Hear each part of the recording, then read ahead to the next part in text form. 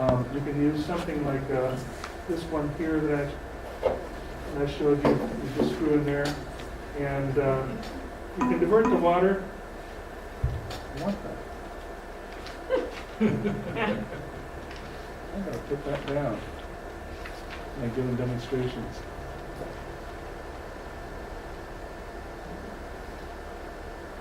There you go, you all dizzy? So anyway,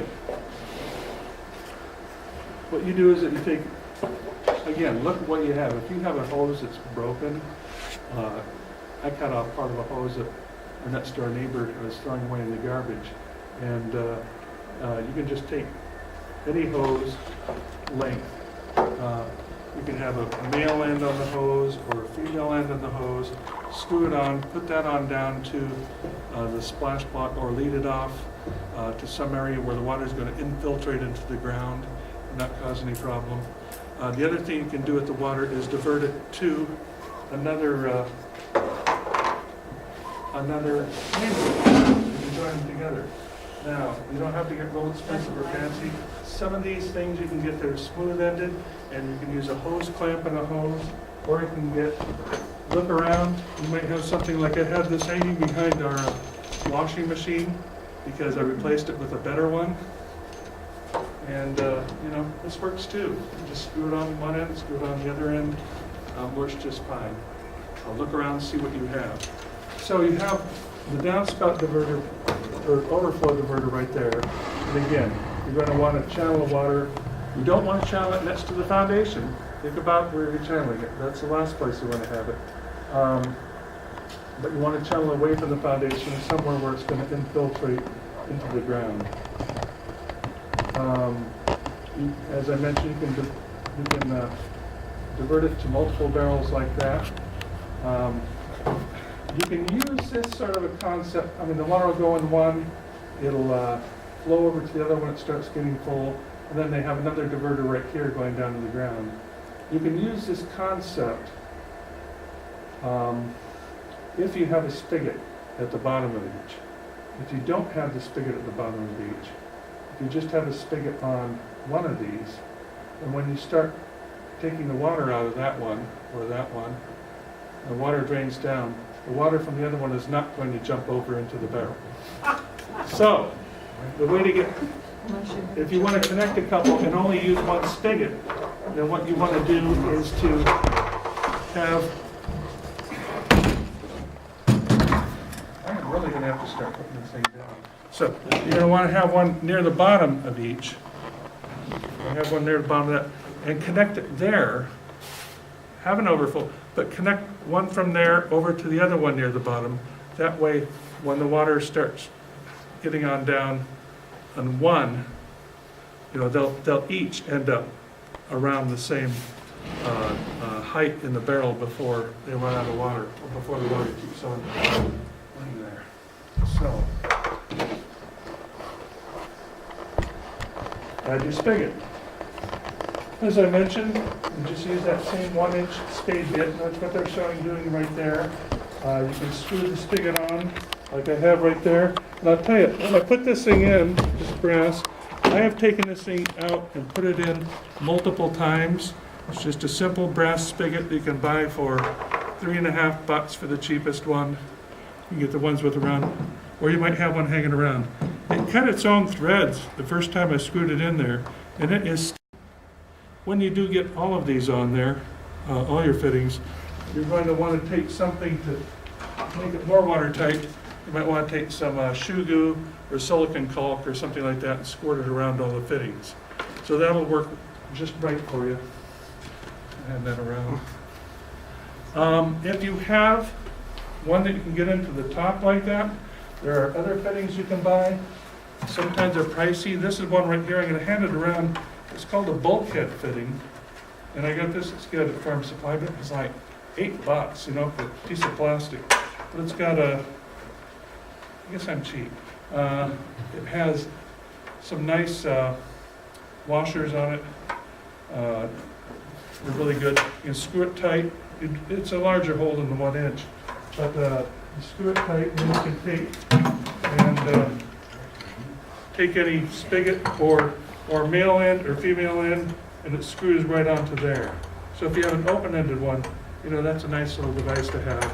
And I'll hand around the bucket so you can What see was that what- thing called? They call it a bulkhead diverter or attachment. Ask them for the bulkhead thing for rain barrels, and that's what, somebody there steered me to it. I didn't know what it was. And they had a little plastic. Scott, Uh-huh. how thick is your barrel there? Pardon? How thick is your barrel at that point? At that point, Yeah. it's pretty thick all the way down.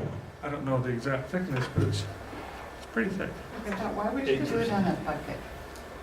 As a demonstration, Well, I think Thank he you. did. Very but fast that way it's too. easier than handing around that rain barrel. Now, if you want, I can put it on there. No, I just, But anyway, you can Why take you your, did that? for your spigot, you can take and put a double-ended spigot. You get the kind of spigots they have that have the little off and on thing like they have there. I think this is real stupid because they have like 3 cinder blocks, or I guess 6 cinder blocks, they have it on top of there. You know, talk about something dangerous, especially if you live in earthquake country. You can connect multiple barrels, as we spoke about. That one, you wouldn't have much use of gravity right there. But it seems that they have their spigots all up fairly high. Here are some, again, a little precarious there, the way they have it. But they have one there, this one's a little bit lower, this one's a little bit lower, and then the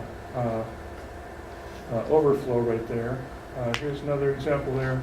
There's a really fancy little setup. And I have more examples over on one of the display boards over there of different types of setups you can have like that. You can disguise a rain barrel.